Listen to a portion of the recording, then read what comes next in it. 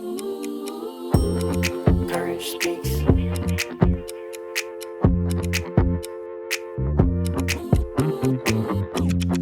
Courage speaks.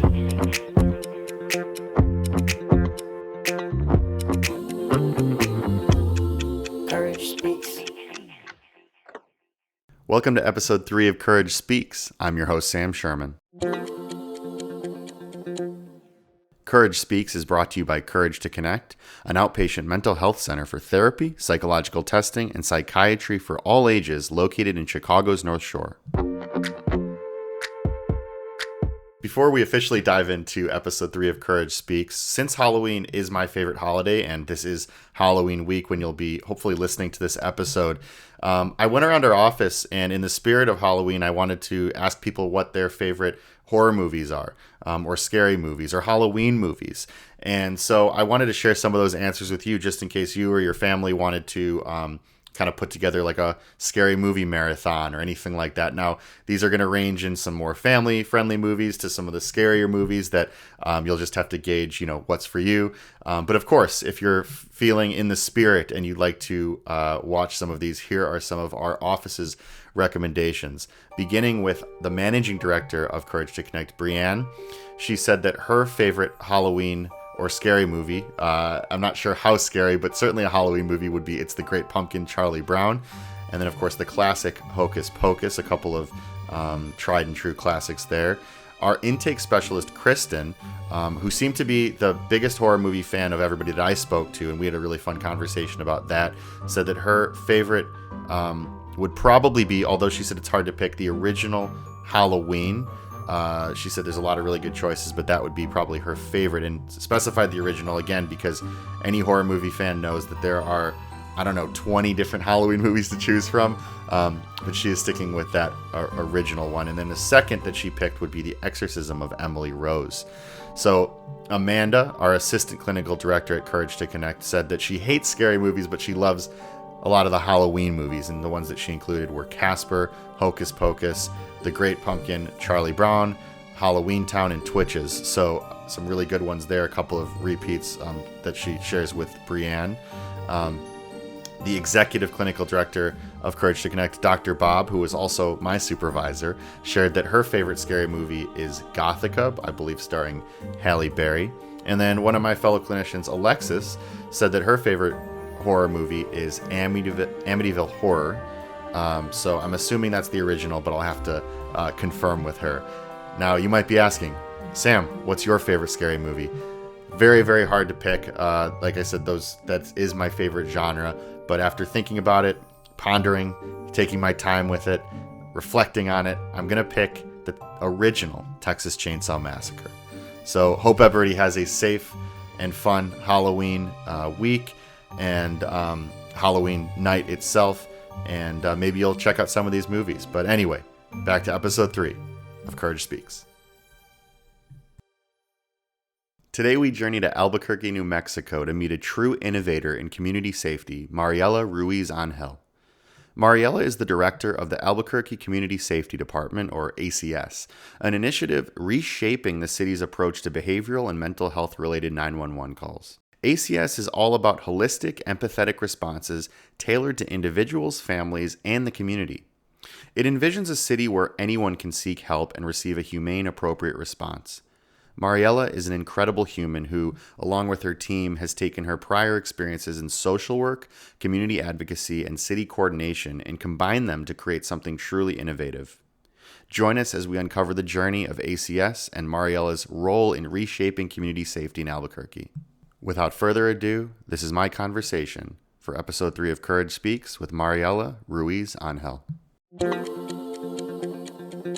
Good morning again, Mariela. Thank you so much for coming on to Courage Speaks.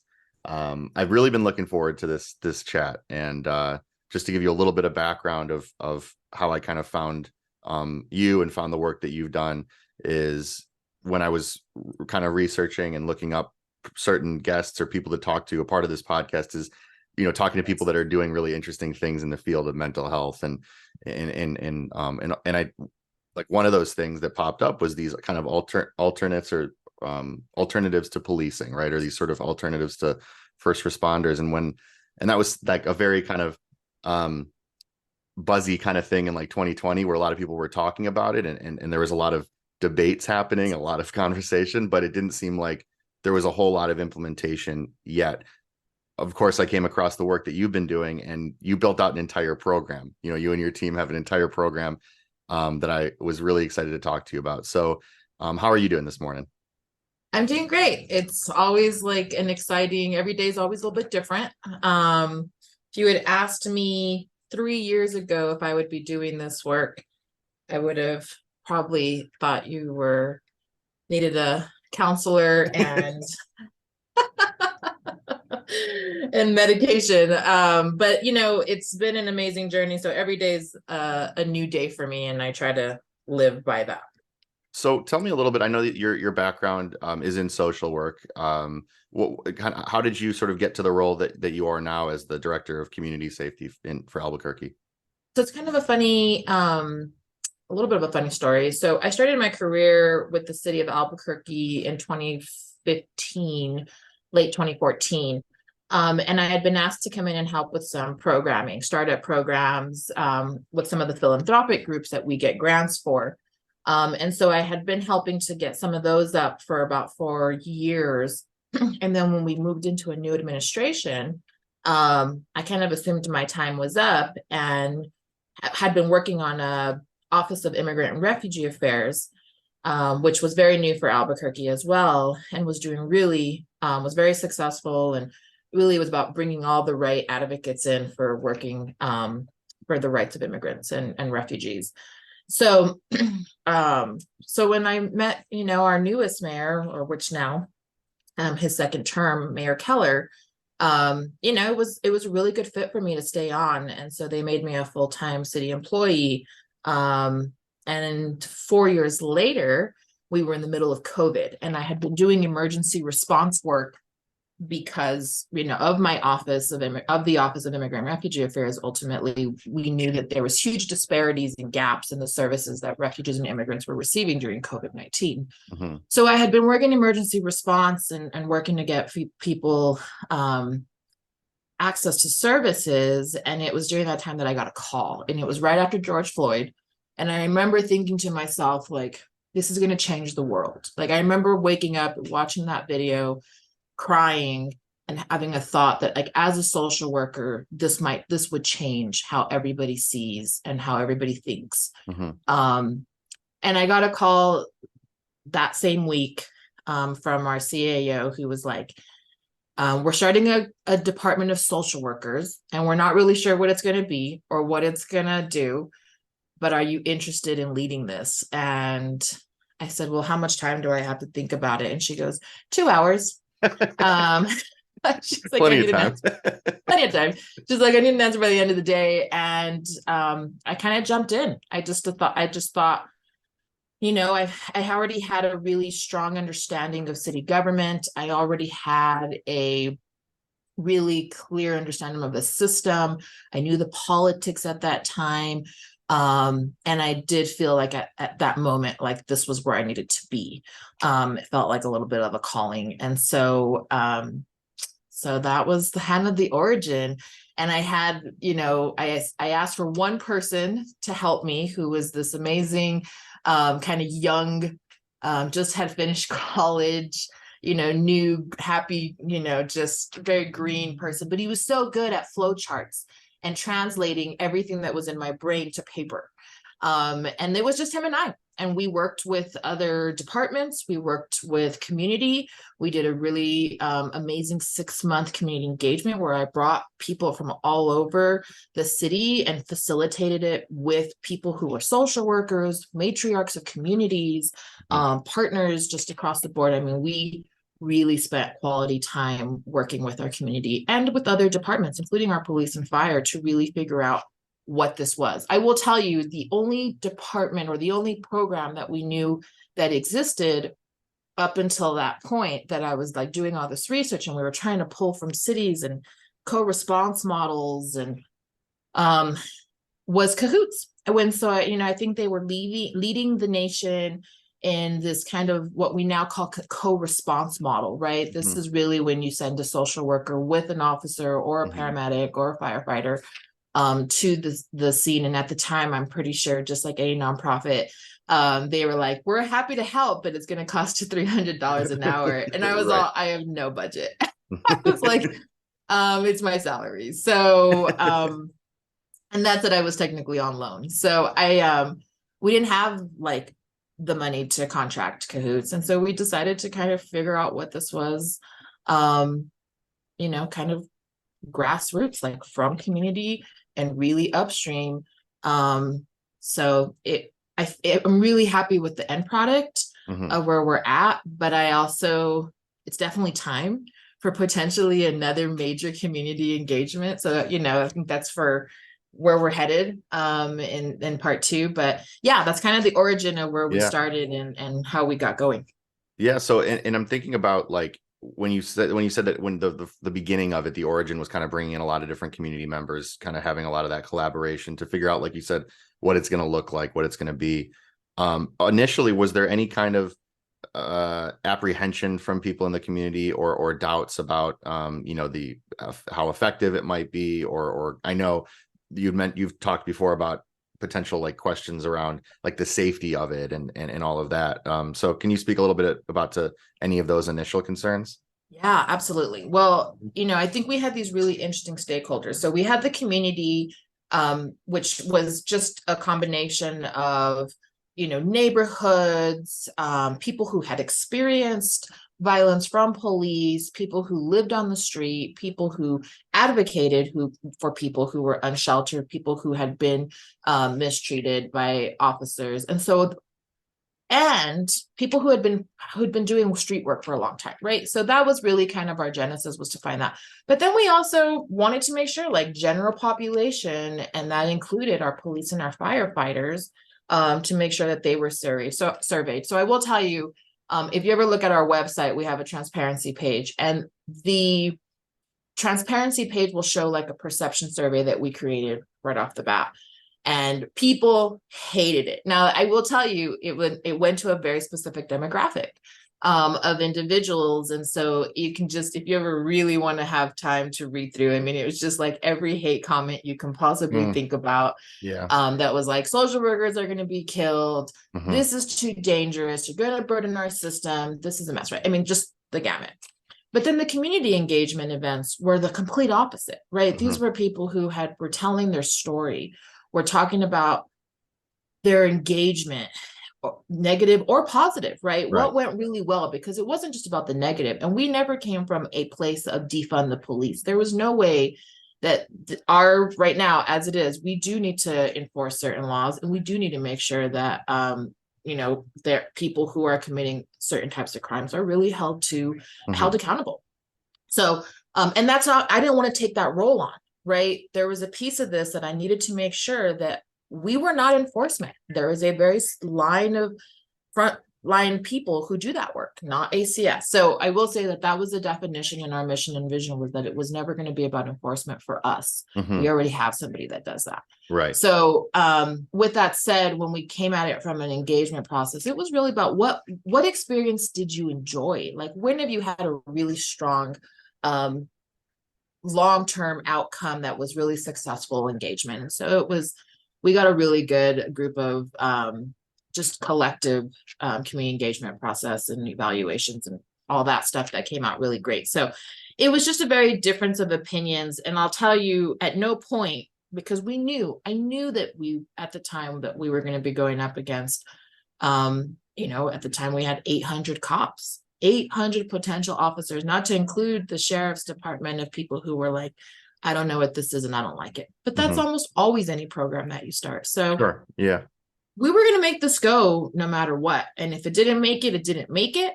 But it was never going to be. Now, I will tell you, we tried to put this in our fire department. So there are some cities who birthed their programs out of the fire department because they were really a good fit for it. I will tell you, when we tried to do it, it was not a good fit. And not because, I think at the time, because it was an election year for us, and lots of people were worried that this might just be a political ploy to get points. there are people who didn't want to touch it. Like, they're like, I don't really want to have any part of this. Mm-hmm. And so because of that, that is truly, like, as people say it, like, although we really wanted to, we didn't know if we could, we were kind of a little bit forced to create a department. This was the Yeah. first of our kind here, that we had created a department from scratch at this level and this size, and this quickly. But it still took, and for understanding, the reason that a lot of people will do this under a different department is because the administrative aspect to running a department is extremely hard to hire quickly. Mm-hmm. And it's funny because you would think it would be the people on boots on the street, but for us, it was really our admin, our accountant, our financial Right. people to help us. That was the struggle. So that's where we did, and we appreciate our fire really kind of stepped in to help us with those day-to-day until we were able to hire up. But it was a undertaking for sure, to say the least, to be able to get this going, and get it off the, where we originally thought we would maybe birth it out somewhere else, but it worked out for the best. The fact that it's like its own department is something that I think, when you just talk about a pure messaging standpoint, seems to make a lot of sense, because like you said, the intention was not to defund the police, because when people hear that, regardless of anything, it can be kind of a jarring thought, right? Regardless of either side of the political scope, whatever the case might be. But this is an opportunity where you said this is a new department in itself, because these are people that would, when you talk, like, and you've spoken before about like what a police officer's job is, there's things that they can do, and there's things that they're trained for, and there's things that they're not trained for. And so that's, I think, putting respect to the fact that different people should have different roles in these first responding teams, right? So to create its own department, I think is sort of this idea that seems simple now to think about, because it's like, oh, right, it's its own thing, because everyone was trying to figure out, how do we implement this into the police force, but it's its own department. So I guess, right, as of 2 years in, how large is the team right now? So 2 years in, we're still hiring now. I think we're very close to finishing up, thank goodness, because it has been tough. Trying to hire in city government nationwide is very cumbersome, but it's possible, and you can get it done. But we are probably about 90% done with our hiring. And so we've got about, I think our total number will be 91 on the field. Mm-hmm. And then we also have a violence intervention prevention division, which hubs like a VIP team, school-based types of violence intervention. And so that adds to that number. And then, so total with admin staff, we're at about 122, more or less.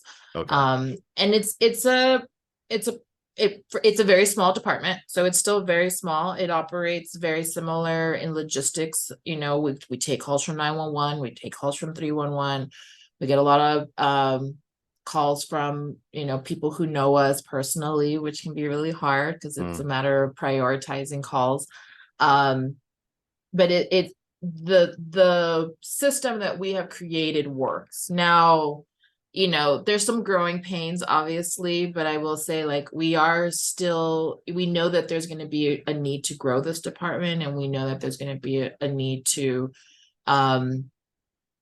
figure out additional funding, right? They both go hand in hand. And so, right. But I wanted to make sure that this year was really about getting it all down. We didn't really, when we started this department, we were in what I like to call like all the stars aligned for us. Our politics were really in a really good place. Our city council and our mayor were in a good place. The community was in a really strong place. We were all speaking the same language, which rarely happens. It's amazing when it does. And so you can get a lot of things done when that does happen, but you got to move fast. Yeah. And so that's part of why we ran before we even learned to crawl or walk. That's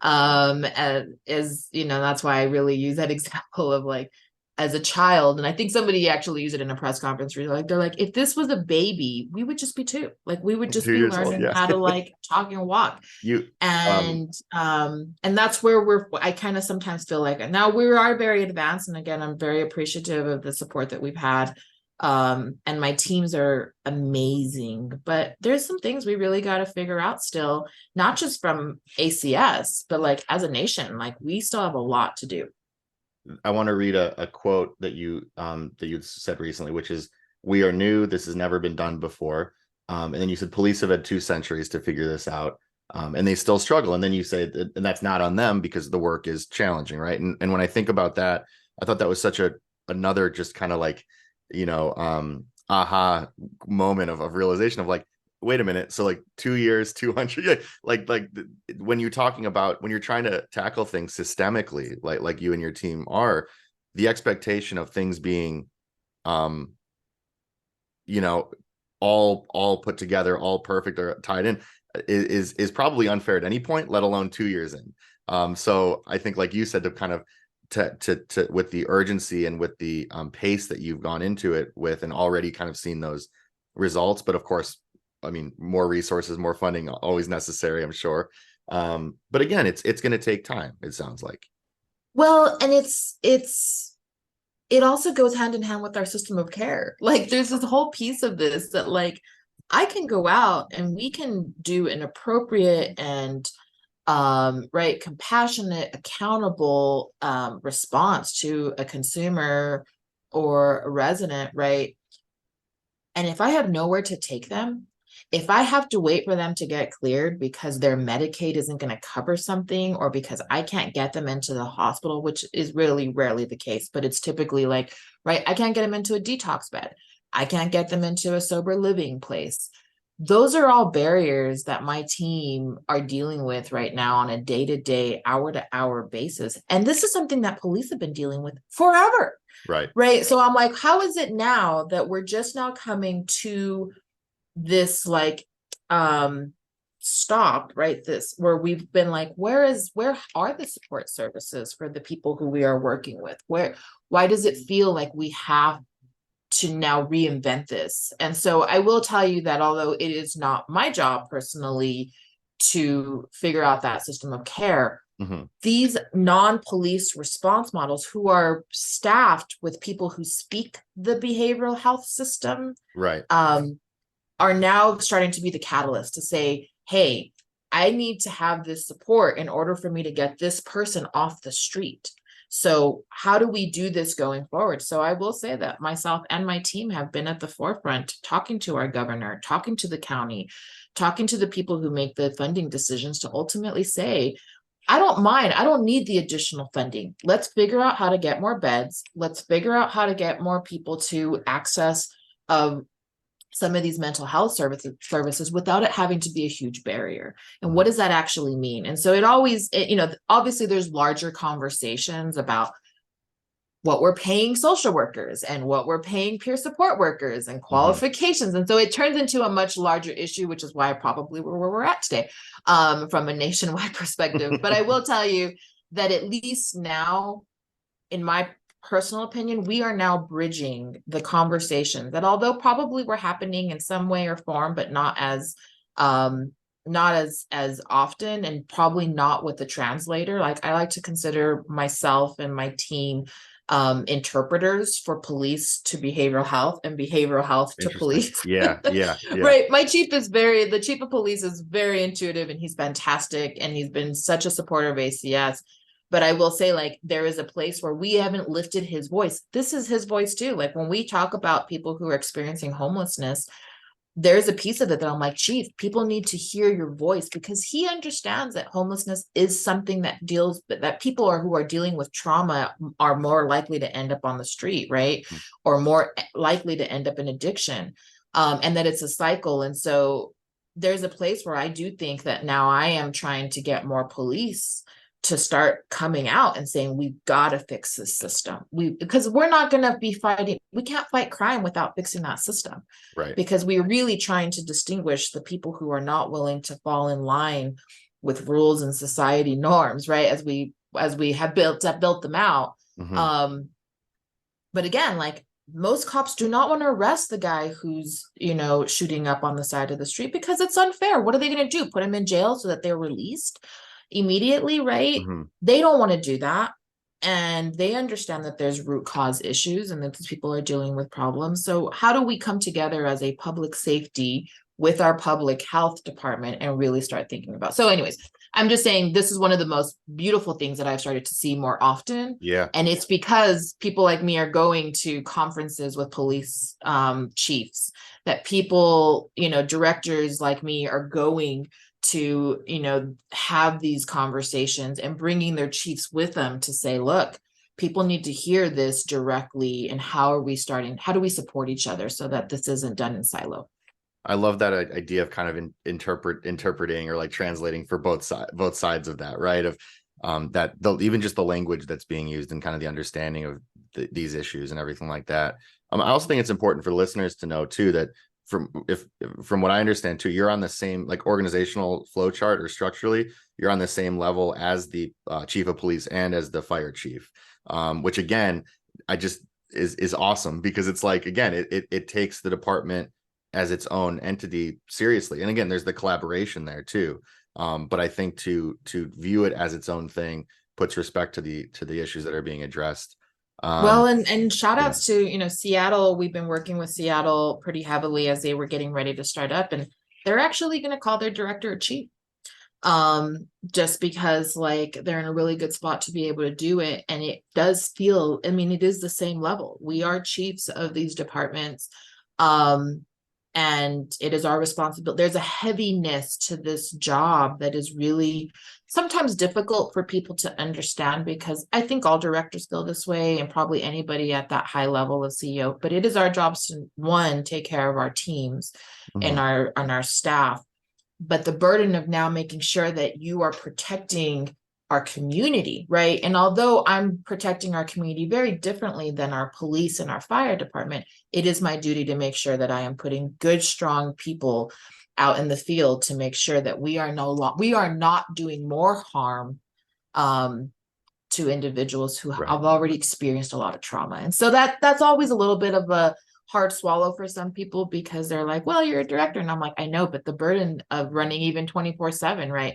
I sleep about 2 extra hours less these days. Yeah, I would imagine. You noted that you've been speaking to, collaborating or talking with like Seattle as they're developing a program. I'm glad you mentioned that. I was going to ask how, because I'd have to imagine that in 2020 when you first took this on, I'm wondering how, to your knowledge, how many cities were not just talking about these things, but actually building out departments? Well, at the time, like I said, we already had a lot of people who were doing co-response models, right? Mm-hmm. Which is like a clinic, which we already had to at the city. It's a clinician with a police officer paired, right? So these were pretty common already across many cities, especially larger cities. Were already doing this well, which they were. I will say that a lot of them, if they were doing it, was a much easier swallow for police officers, because they were like, oh, you're just going to send out a social worker without a police, like that's still going to be really dangerous, but like, how does that work, right? But at least they had an understanding of the approach. The approach of what this really was going to look like from a engagement process. So I actually inherited our mobile crisis team, which is our co-response model. And at the time when we were doing this, I was looking at all those cities who were doing that, like who already had a crisis response model. And then I started to kind of tap on people. And then there was some really ambitious cities. And really, there was one person I was just talking about the other day up in Toronto. And this woman was so courageous to create one of the first gatherings, just virtual, right? We're still in kind of the pandemic, to have cities who were doing this work or trying to think about how they were going to do this work to come together. And at the time, it was probably like anywhere between 5 and 10 of us who were already implementing. Like we were like, we're going to move on this. Right. So wish us luck. And then there was like about another 20 that were like, we're gonna watch and see how this goes. The test, you can go test. We were the test babies. Like there was a handful of us that were like, we're gonna see how this goes, and like we're just gonna jump in and see what happens. And I will say that some of us did really well. Some of us had to restart. Some of us didn't make it. But I will say that at the end of the day, everybody walked away being much more understanding. We paved the way for so many cities in a way that I think will make them stronger. But there is no doubt, like some of us who had to be guinea pigs, like we have to go back in and like clean up where we know, like I would have loved to have, right? I'm a big believer in like community engagement, creation, implementation, evaluation, start again, right? Every time at every process, that is how I'm a big believer in program development. But I didn't have time for start again every, 3 to 6 months, and we moved quickly. So, and that's the thing though, is like, I feel like, from my perspective, it seems like there's so many things, like there's so many different, an endless number of social programs or different things that people talk about, that talk a lot about, or talk about, planning them out, or how would they work and all those things. And I think that people sometimes, it seems like wait for something to be perfect, which I don't think is actually possible in order to actually move on something. And what I have incredible admiration for you and your team for is that there wasn't time to wait for it to be perfect, probably in your opinion, let alone like the number of things that you would do normally, to set this out. But you took action, right? And I think that and then to be able to say 2 years later that like there's a lot of things that you like, there's a lot of areas for growth, like anything, but at least you're 2 years in, as opposed to still waiting on any kind still of at square one. Yeah, no, there is no doubt about it. Like it's hard sometimes for even and I say it me, but I think for my whole team, like we are literally our biggest critics. And so I even have some of my oldest responders who have been with us 2 years. 2 years, right? We're our veterans. Yeah. Our veterans are in this. And like when certain things, so I'll tell you, like we've gone 24/7 and we also created some 410 positions because we do know that how hard this job can be. And 2 days is not sometimes enough time for people to really decompress and be able to have enough time to rest and recharge their bodies. Like I would love to go 410s across my entire department at some point. I couldn't do everybody. So I was able to do it a little bit on each shift, but in order to do 410s, you have to have 40% more employees. Oh, so I preface that, in the sense that like I didn't have that. And so I knew that it would feel tight, but I also knew as a social worker, the complexities, right? First responders have one of the highest rate of suicide and depression and high levels of blood pressure and anxiety. And so I will say that like, although some of us live for that, it is really difficult to make sure. And again, fire and police, years and years to start to finally be able to advocate on behalf of their first responders to say, look, we really got to figure this out for their sake and their family's sake. And so I've been fortunate that in some of those situations, I haven't had to start from scratch. So I tried to go in already creating really good habits, right. We don't pay a ton of overtime. I'm not trying to extend or overextend my teams in a way that's going to do harm to them, right? Again, the role of my role. If they are overextended, my fear is that they are overextending themselves and might make a mistake in the field. And that then hurts my community. So things I have to be conscientious about and I have to make decisions. But anyways, with that said, I have teams who are like, we've got pending calls. And I'm like, I get it. Like we either need to figure out like how to stop 911 calls, right? Because we have to take those 911 calls immediately. But we also see that there's a system with the 311, and this is why 988 is still so relevant and important and really want to uplift that. But people still don't want to call 911, right? There is still a massive group of people who refuse to want to work with the police. And so they're not going to call the police for an emergency. But they will call 311 with the hope that a non-police employee will come and talk to them and figure things out. And I think that is something that we need to figure out as a society still. We're seeing other cities, right? Atlanta is doing something really amazing where they were actually able to take calls from their 911 dispatch center and direct them directly to 311, so that when you had a welfare check or whatever the situation was, it would go directly to 311. So then they could build out that system within 311, and so people could make sure that they were getting to that right response, right? So I do think that that's one of the things that we really need to consider and start thinking about going into the next following years, is that I've got to find a way to make sure that 311 is that people are still getting access to ACS, even though our 911 calls are becoming more and more, we're just getting a lot more.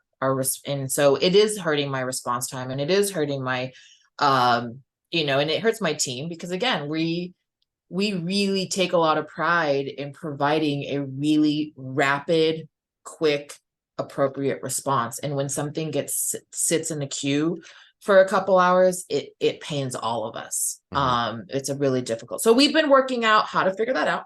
And again, this goes to police. Police have been in this situation forever, right? Sometimes you have a lot of police. Sometimes you don't have that many police. Sometimes you have police that are having to do collateral duty.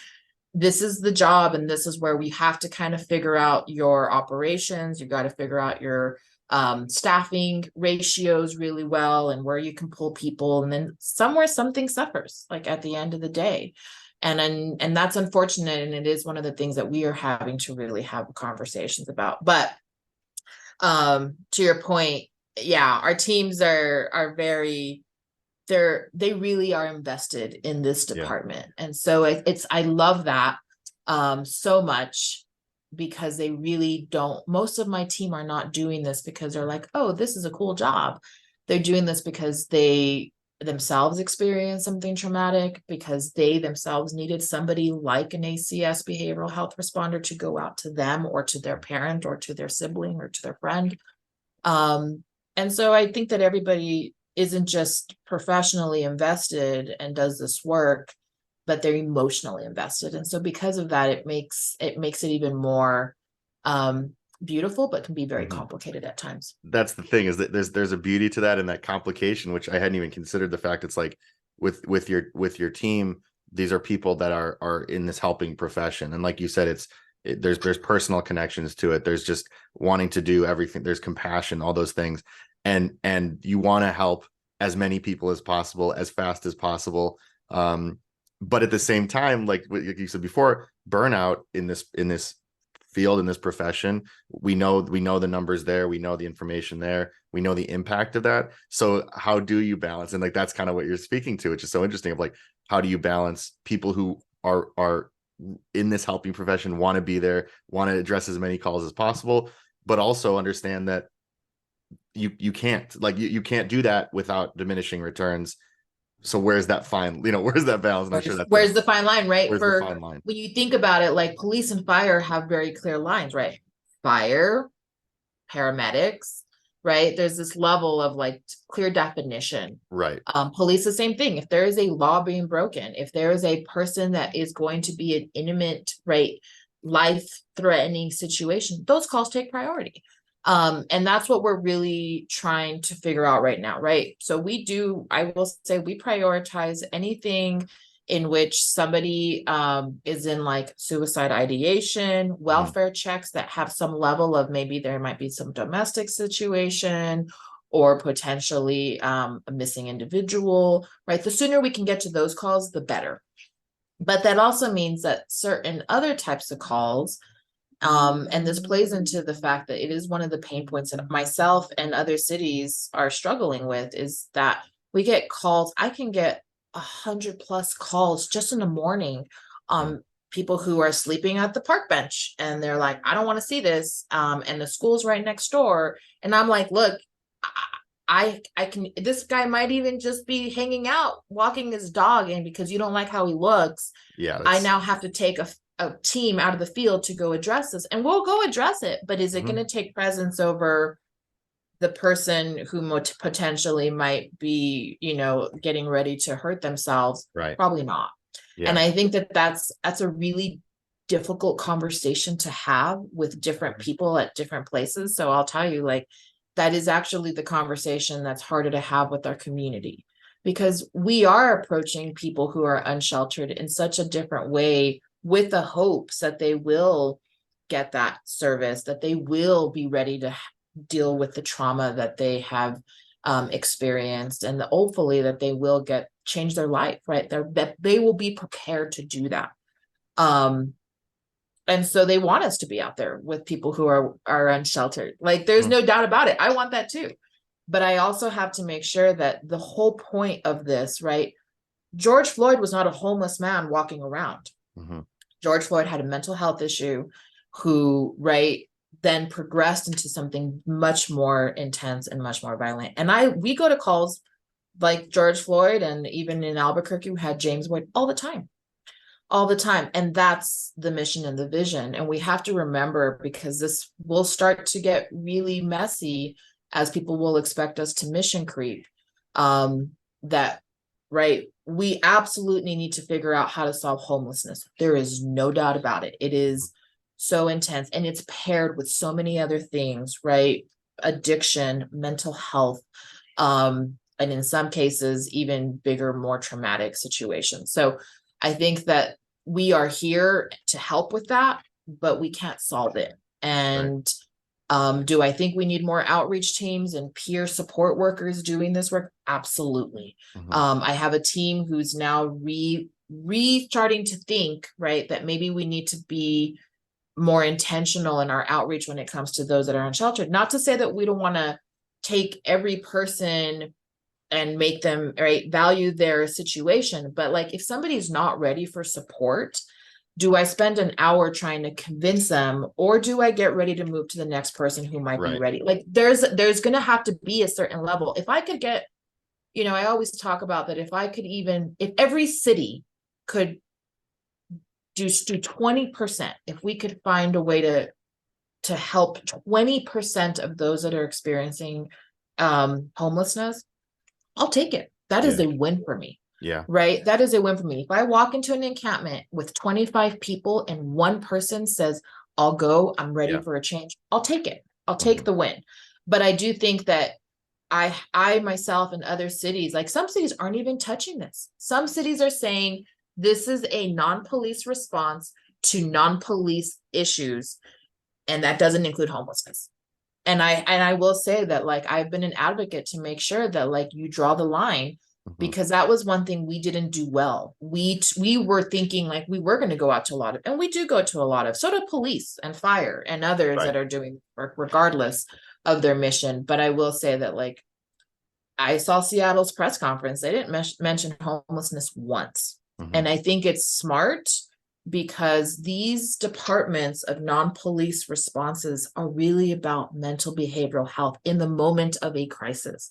And I'm not trying to devalue the fact that people on the street, because some of those calls will be from people on the street, but is an encampment and somebody living in their vehicle the same type of crisis? I think that's something that we're all debating and we're all trying to figure out. Was there so over the last couple of years, I know there's been, I mean, I don't know if you know roughly the number of calls or responses that there have been. I was going to say thousands and thousands. Is there a number that you kind of have roughly in terms of that? So I think to date, we're probably over 50,000 coming on over the last 2 years. More than half of those are police, diverted from police. But and even with us going graveyard, that has added like an additional 1,000 calls like a week. So where I thought we would be, my goal was always to get to 4,000 calls a month. When I left the city, we would definitely be there. Every year, I always think we're going to be like taking less and less, and we don't. So as in with all those tens of thousands of calls over the last couple of years, was there one that you could remember, or maybe for like the first time that there was a call or there was a response that was sort of like a moment where you were like, oh, this is working, or this is doing what the goal was or the mission was? Absolutely. Every day. We get out to calls. I'll say one of the first calls that changed kind of our system too. We used to go out when we first started this from a safety stance. We never went into homes. we were just like, you have to ask the person to come out of their home. We're not gonna I'm not gonna sacrifice safety. Right. And this was new. We were not even 6 months in, I think.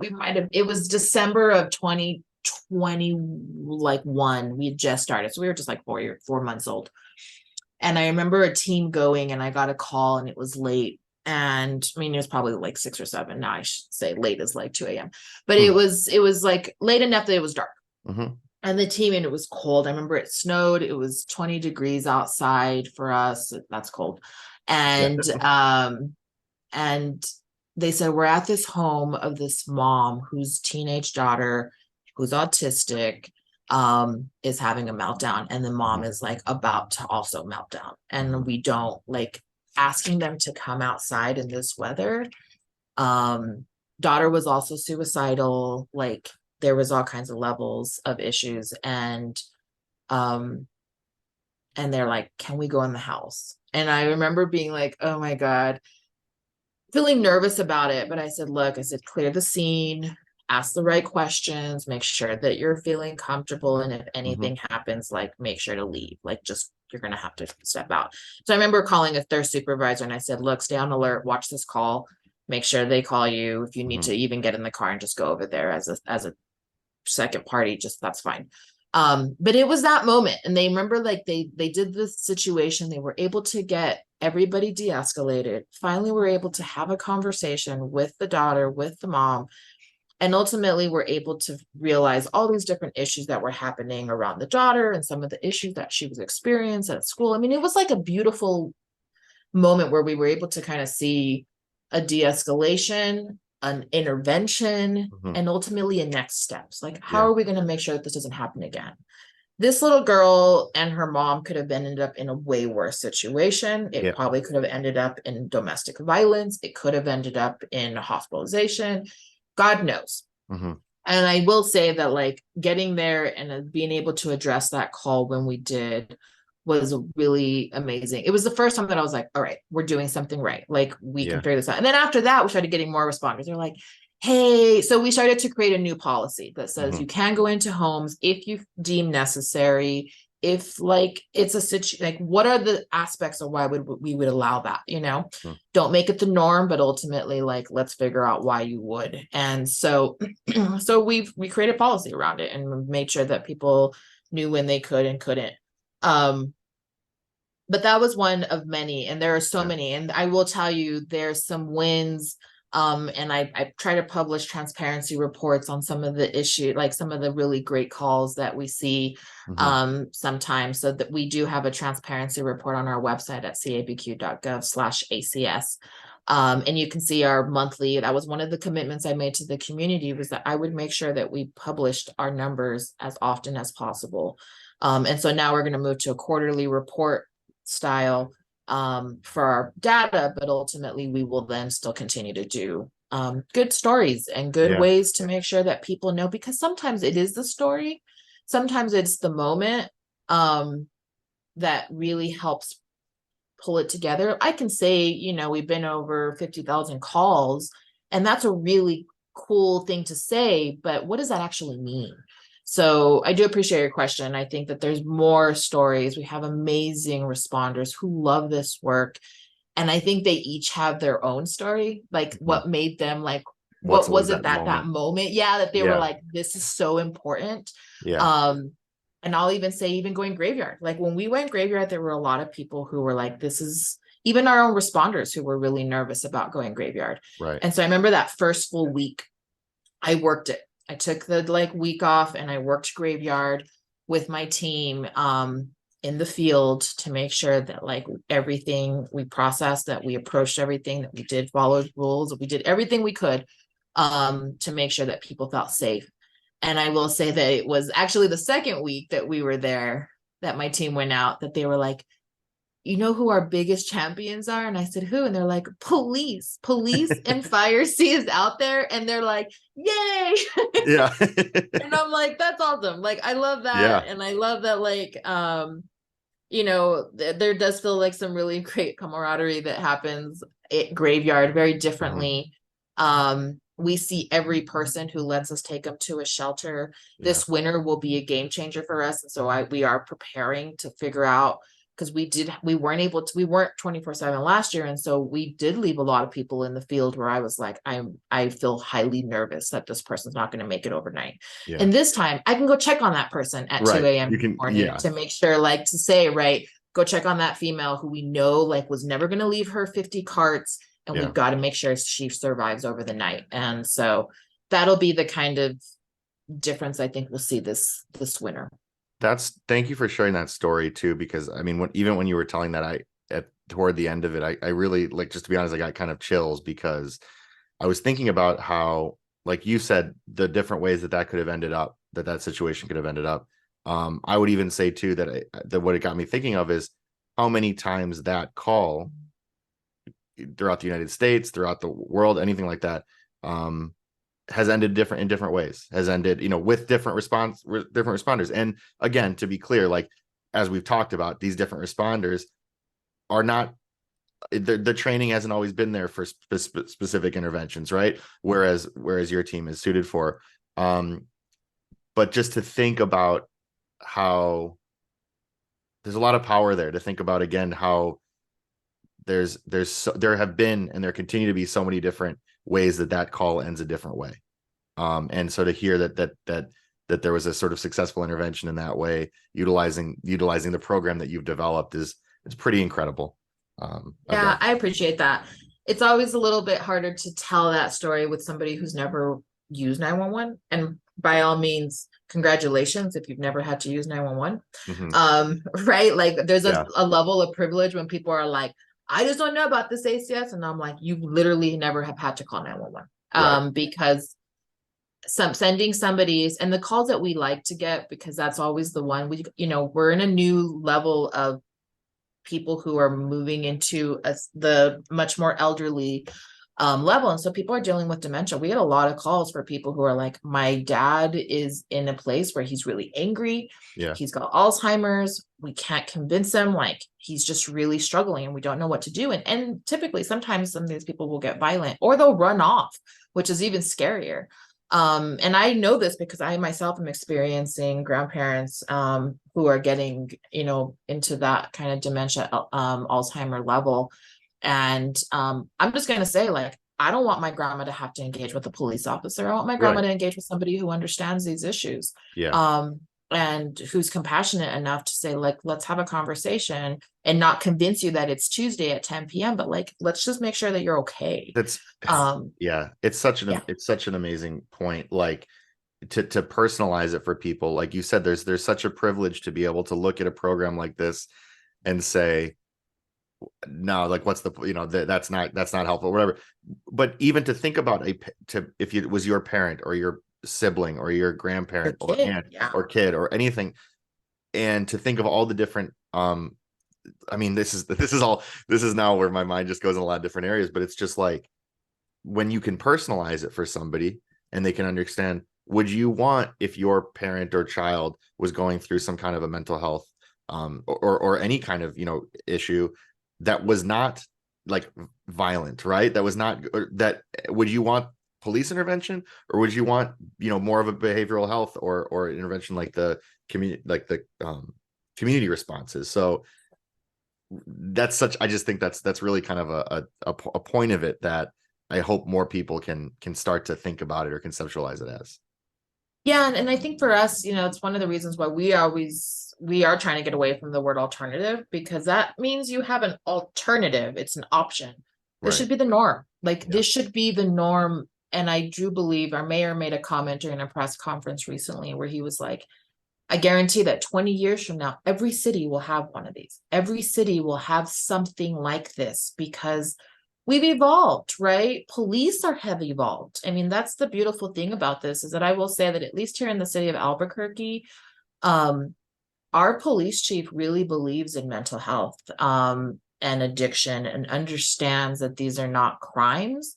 Right. And that there really is a root issue, and that, yes, you have a choice, and sometimes a choice is difficult. And that means that, your family has to make their choices as well to not enable you. And so that's a tough situation, but I will say that at least here we are seeing police be a lot more conscientious. And so they are calling ACS, right? If they can't themselves handle it or get somebody to the right place, they almost always, right? Less than 2% of our calls, we might even be down to 1 right now, but less than 2% of our calls require a police backup, right? That means that like we can securely go out to a situation without necessarily, these are low acute calls, and some of them are mid acute, but Yeah. either way, they're calls that a police officer doesn't have to be there, and a police officer would have to go if there was not an ACS. So as much as I get people who are like, why aren't you here, and maybe we shouldn't have you, and I'm like, that's cool, you can go back to having a police officer, and that's fine, like Right. go for it. Right. That's cool. So threats are really like, we don't want to go backwards. I don't need to be as robust as a police department. There's no doubt. Like, we need a robust police department and a fire department, but do I need to find some level of equity? And do I need to find some level of like, what is the need? I truly didn't, I never thought we'd be as far along as we are. And it has been a beautiful, pleasant surprise for me. And I'm very excited about how cities will evolve. We just had our first national convening this summer, and we have close to 50 cities who are going to start, who have either have implemented or working on implementation. And so people always ask, like, why do you meet with people so often? Like, you don't have to. And I'm like, because we're stronger together. Yeah. Because I wish that I had 47 other cities to lean on to create. Yeah. And you also ACS. saw the way that your program was built out was from being stronger together, right? In that community outreach. So, people sometimes think that it's like, oh, well, that's done in a smaller setting, so it couldn't be done at a not necessarily like it's if things are effective, then they're effective. And Absolutely. And people are noticing, right?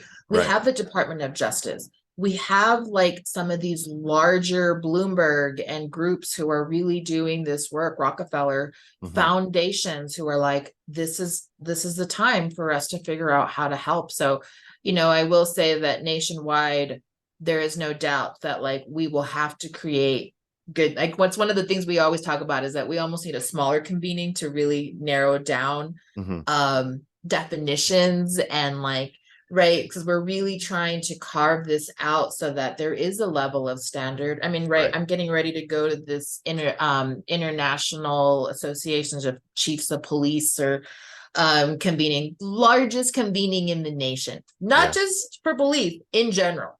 Oh, wow.